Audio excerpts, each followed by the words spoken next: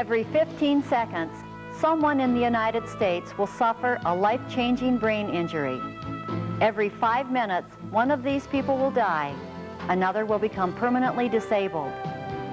Of those who survive, 70 to 90,000 will endure lifelong debilitation and loss of function. Motor vehicle accidents cause 1/2 of all traumatic brain injuries. Falls account for 21%, assaults and violence 12%, and sports and recreation 10%. What is a head injury? Head injury is a traumatic insult to the brain, which results in temporary or permanent cognitive, physical, emotional, and behavioral changes. Just as each individual is unique, so is each head injury.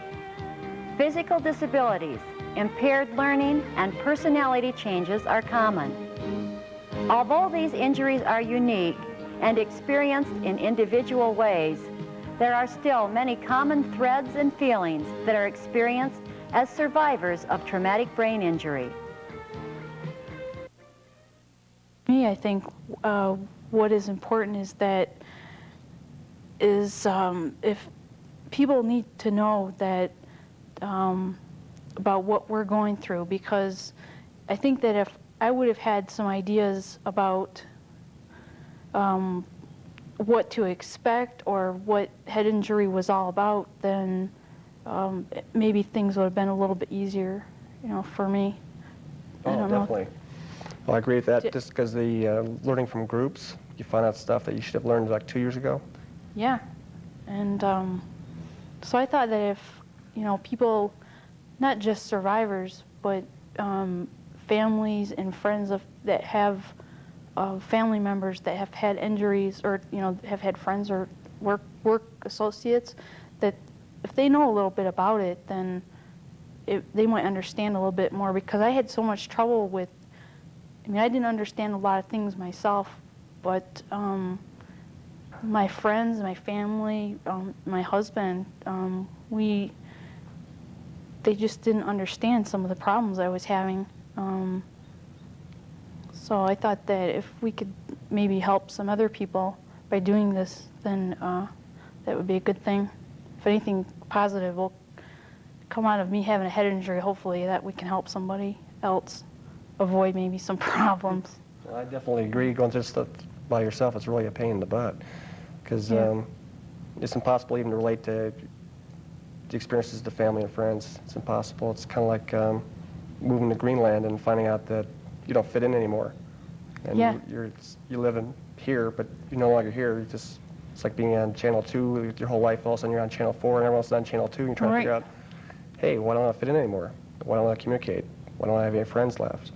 Just kind of just try to adapt. But the problem is your loved ones aren't understanding why you're not adapting with them anymore. Right. So you just got to figure out to be patient and take the pain and try to fight the hopelessness of it, because it's like you're losing touch with a lot of things, but you keep on grappling for help, and they're spending money on you, a lot of money, and you're all over the country. The time too. Yeah. The only time. Especially time. That's definitely a good one. But if you could get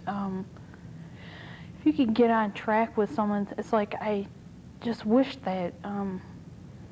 I would never wish this on anybody in the world, this whole thing. But if you can have access to some kind of support services, or if you're aware, or if you're more aware about head injury and what to expect, it's like I keep thinking, if I would have had someone to talk to that had been through this, I could have possibly avoided a lot of the confusion, known that maybe about some of the expectations, about what maybe to expect. Everybody's different, and their everybody's injury is different, but there are a lot of common things that I've seen, in talking with you and with other people that have been through it. Confusion is a big thing that a lot of people have. The anger, fear, because you don't know what's wrong. You're afraid, that you're not right. I'm still afraid that I'm not going to be like I was. I'm afraid That's of really attacks. hard. You have these major attacks, you get all paralyzed, you don't know if you're going to survive them. Once you started to be in with people who are like us, it's not as bad. Because before that, you think you're the only person in the world that's going through this kind of stuff. Yeah. And once you figure out that you're not by yourself, then it means you're not, I don't know, you find somebody you can communicate with, like Yeah. we talked about earlier. And that's helped a lot, I think. But that's a terrible feeling. I remember being by myself thinking, geez, what's wrong with me? Changes that may occur in the survivor often lead to changes in relationships with family and friends. Right from the beginning, everybody seemed to pull away because I changed. I don't like the fact that I changed. There's nothing I can do about it. But I'm not the same person that I was, and that was one of the hardest things for not only myself to get used to. I'm still trying to get used to that, but for my family and friends are just they're just getting now to understand a little bit more with education. Now they're learning more about head injury, and it's getting a little easier. But in the beginning, people don't understand why you can't do things like you used to. Why you can't just, well, for one, if you can't drive, you can't be out. You can't go to parties like you used to. At the time of my accident, I was in school full-time, working part-time, and that just stops. Everything in your life just stops. Thought my company would do the right thing, and they just didn't want to, so I figured I had to survive and become survival. Yeah. And I probably still wouldn't have an attorney if it wasn't for my best friend who said, hey, you stupid jerk. It's not a matter of them liking you or you liking them, it's a matter of money. And once it becomes not personal, it becomes money, well, then it's a little bit easier to think of my bosses as not bosses, but they just think of me as a tangible non-asset now. Yeah. I tried to return to work, and I made it about 2 weeks. And basically, like, one day I'd show up on time, and the next day I'd show up 4 hours later, next day I'd show up 8 hours later. I mean, it was really bad. Yeah. And I took a 30-day leave of absence, and I tried to come back again, and they just said no. And I have no idea. I know I had a temper tantrum there, but I'm not sure exactly what happened enough to figure out if I really sealed my own fate by doing something or a seizure or what it was. Yeah. But, it was definitely obvious, So that kind of killed hope for the future with my company. Then the next thing was trying to figure out, it's like my dad said today, actually. He goes, I'm hoping to be back doing something in 6 months. He said, well, you said that 6 months ago. So, well, He said that to you? yeah, I said to myself, well, I'm going to say it again in 6 months because I'm going to keep trying to do something. Things are much better now, but right after my accidents, because you get into, in your life, you get into these routines, and there's like certain expectations, not of yourself, but in your partner or whatever. And I just feel that after the accident that I couldn't take care of the house anymore. I couldn't stop going to school. I stopped working, and that was a huge stress. Not only for me, I felt so guilty that there was this guilt that, like, what's wrong with me? But I couldn't do all those things. And John, my husband, he tried to be supportive.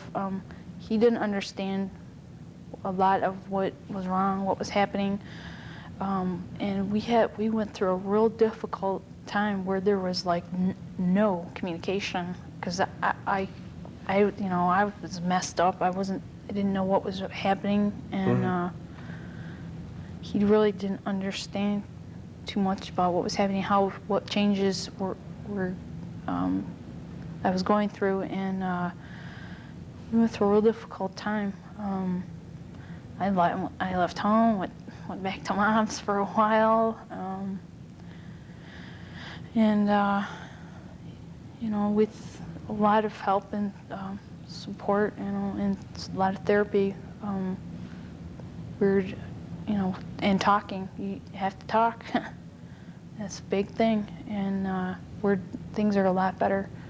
I didn't know how to relate to people. It was, you know, every day, you know, as you grow up, you're taught how to relate to people. But all of a sudden, in my mental mind, I couldn't relate to that at all, or to anybody. And it was like being in a twilight zone, I think, is coming in and out of something that you're here right now, and then you're off somewhere else. The survivor frequently experiences many confusing and intense emotions. Confusion, anger, and frustration are common. When you talk to somebody now, it seems like it's harder to read between the lines on what they're saying. They have to say things directly and explain, you know. It's like when people used to talk to you, you used to just, you know, blah, blah, blah, blah, blah. But now you have to have explanations because you don't know if they're looking at you weird or if they're just, you know, trying to fire around with you, or, you know, you just have to tell them to come out with it and say what they're going to say because, you know, it's just hard to understand what people talk about. Well, I was really confused when I went to school.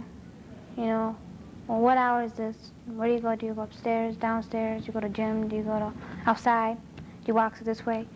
And then when you get in there, well, what folder do you get? You know, what teacher is it? And then you sit there and you call them names and you call them another teacher, and then they get really highly upset with you. And they, yeah, well, my name's not that. And then, you know, you sit there and you try to, you got term papers due, and you sit there thinking, well, what is the topic on? And how am I going to find it? It's really confusing, especially you got a whole bunch of people talking in class, and you got to figure out, you got to just maintain what you're listening to there. And it's really confusing to sit there and think, well, I can do this, when you really can't, you know? Why pretend when you can't do it? So it seems really stupid, but I forgot how to tie my shoes. And that you don't only get frustrated, but you are confused. Why isn't it working? Why aren't your fingers working the way that they, you know, you don't think to tie your shoes. You know, how do you do it? You just go and tie them. But every little thing like that becomes a major, you have to concentrate. And another thing that I was real confused about, and I didn't understand why, it made me angry that I couldn't draw a star. For some reason I was doodling or whatever, like both you and I do, and it wouldn't come out of my pencil. And but you know, with the repetition, like you said, in a routine, if you keep repeating that, you know, you can relearn how to do that stuff. But you get so angry. Oh, I agree, because I loved to be able to visualize things and imagine things, and that's gone. So now I'm trying to like relearn how to imagine. You know, without imagination, it's like that's like a major sign of intelligence, I think, to be able to, you know, picture something in your head and then do it as a goal. And that really upset me because I couldn't figure out to do anything. And that's like part of your shoelace thing. Yeah. And it's like I could tie my shoelaces, but I have one that's torn, and I swear for a year I keep on, you know, sweating that it might break because it's like half torn. You know, like don't want it to break, because I finally got it together after like a year to buy new shoelaces, and I didn't really buy them. I kind of ripped them off from my nephew. Like I saw them, and like I got them, but then I already lost them, and that's the other thing that makes me mad, because somebody will say something about bringing this to the rehab place, and I'll say, I know it's there someplace, but I'll have to go from the very first room and go through the whole place to find it. And no matter what it is, I have to do it every time. So I hate when people say, why don't you bring this in? It's like, no! Yeah. Yeah, So, it's, everything like that, everything seems so simple, but you get so angry. But you get to the point where you almost have to joke about things. You know, you have it. Some of it's humorous now, but at the time when you don't understand what's wrong, why you can't do certain things, I had so much anger that I got so mad I punched the wall and ended up with cast on my hand. And that was like that was the weirdest thing, because it was so, just that loss of control, you know, over your life, and or you can't control anything that's happening to you, but you know, you get so angry with different things that aren't happening for you, and why you can't understand why certain things aren't working. You get angry with why you're not getting better faster. You have all this pain and stuff. With just today, I just got so angry that I still have to have surgery on my shoulder, and it just, I don't know where the anger comes from, but it just came up in me, and you just become more, I don't know, are you more sensitive about, are you more, like, I'm just so sensitive about everything. Things are so intense now, and it's hard to control my feelings about things sometimes. I usually go into hiding. Yeah, I've done that. I did that too. First Withdrew, year. completely withdrew. Yeah, it freaks you out because you're not supposed to act differently in society because our rules are saying you're supposed to act a certain way. You're just more, you're a lot more sensitive now than, were you like that before?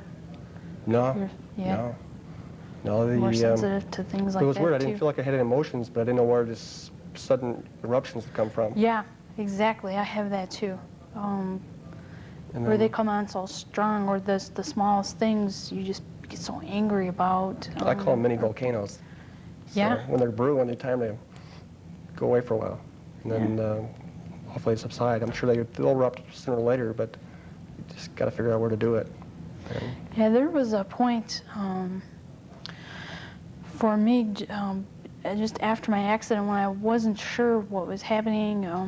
I was in complete confusion, and I was withdrawn, and it's hard to talk about now, but I became suicidal because I didn't want to die, but I didn't want to live the way I was living, and there was just all of this was just coming at me, and you just want out. there was so much pain that no one deserves to have that much pain. Yeah. And not only the physical pain, but the mental pain of hope. You know, without hope, it was really tough. And those are cycles still, but the first year was just, man, don't even want to go through that again. I can't stand the pain. I wish I could do without it. And I'm sorry to say there's some days that I actually feel suicidal over my pain, that I don't want to go on another day to live like this or to put up with this. And I go phases where I can put up with the pain quite a bit, and then when it gets out of control and it's way out of hand, you know, you feel like just jumping out a window somewhere or running into a building somewhere. And a lot of people don't understand that. Identity and sense of belonging are often lost or compromised after an injury. I just loved my job, and I loved my environment. And then without my environment, it was like I have no purpose even to live in this state or this country. I have no place to live. It's like the man without a country type thing. It's like, now what do I do? Where do I live? How do I live? And it's a terrible feeling. Because I just moved here. That fitting, not fitting.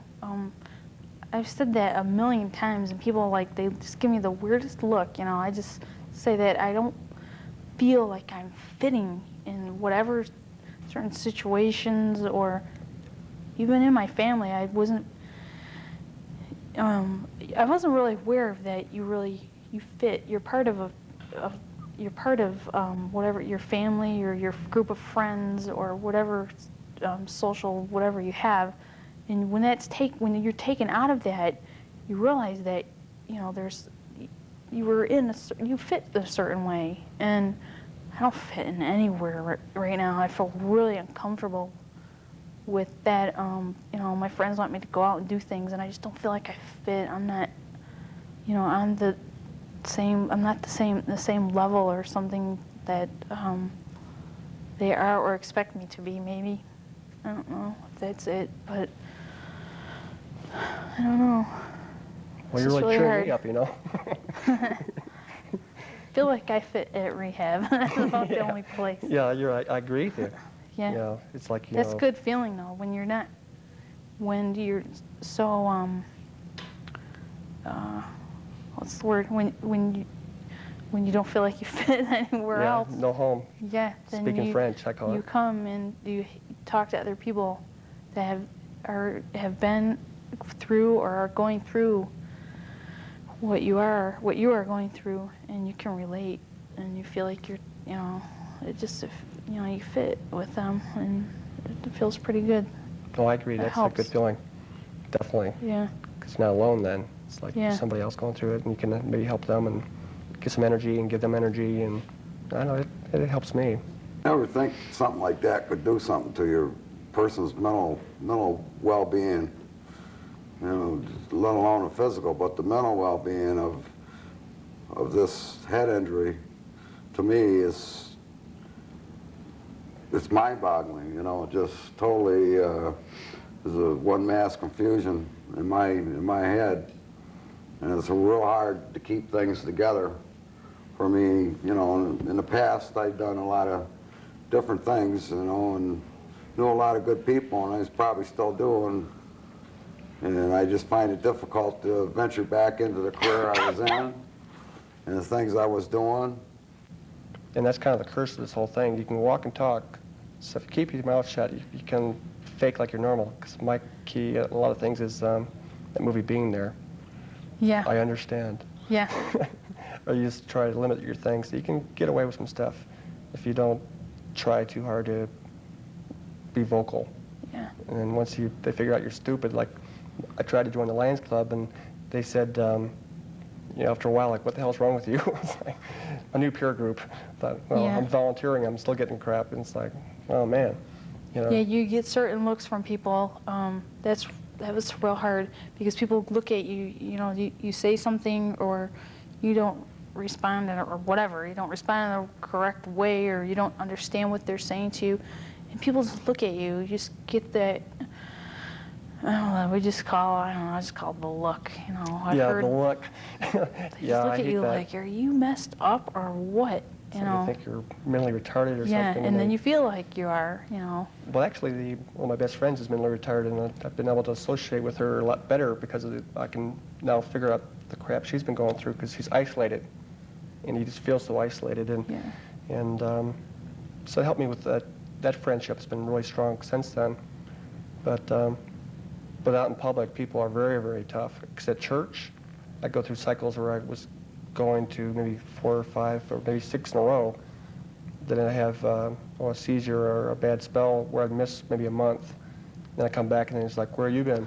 Yeah, I In used to church. go to church a lot too, and I'm still not able to deal with that right now because people, they want to know where you've been and, you know, what you've been up to, and you know, you look great, you know, you must be great, you know, and you know, and it's really hard to try and relate with them.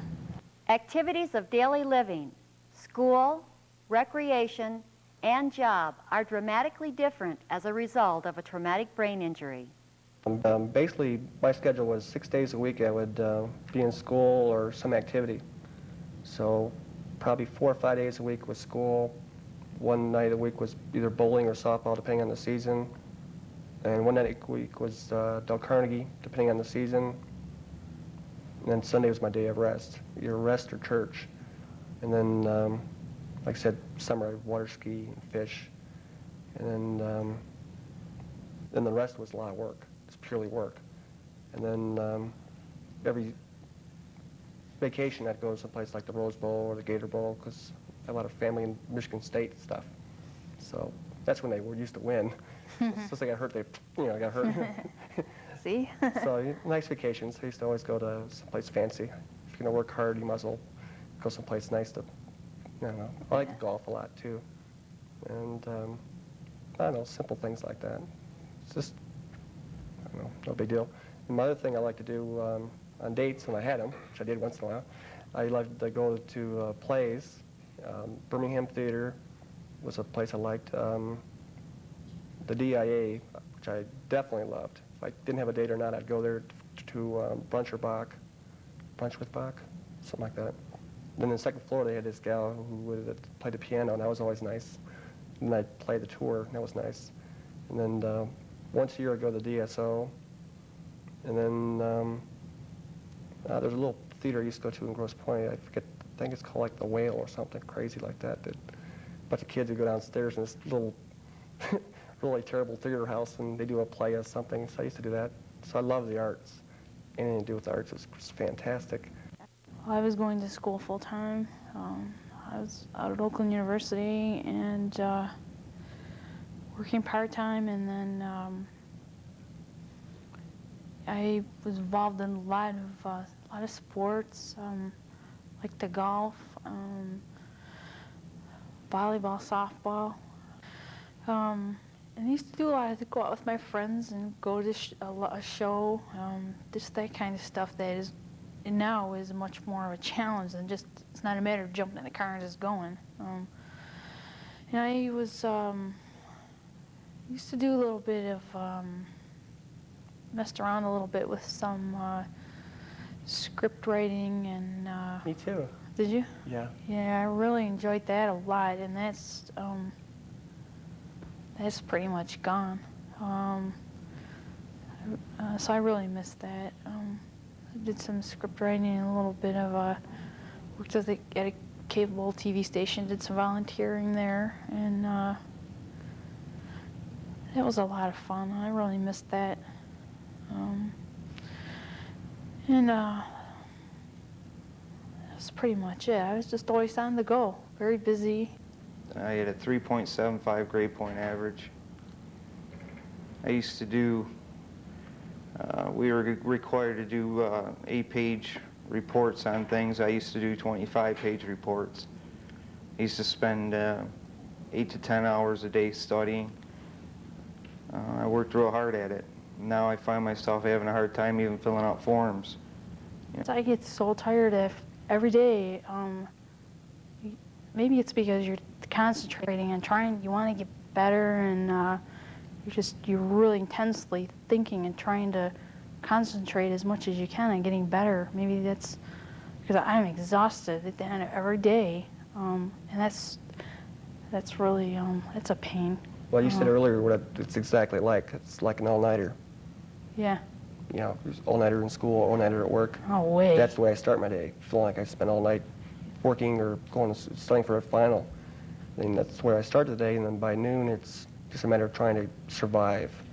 And then you get Right. frustrated because your brain's not working to do the simplest project or even stay awake for anything. And I'm so scared of even eating lunch because it shuts me down. Right. And, I mean, and obviously, the body just can't function like that. So you go through this roller coaster cycle.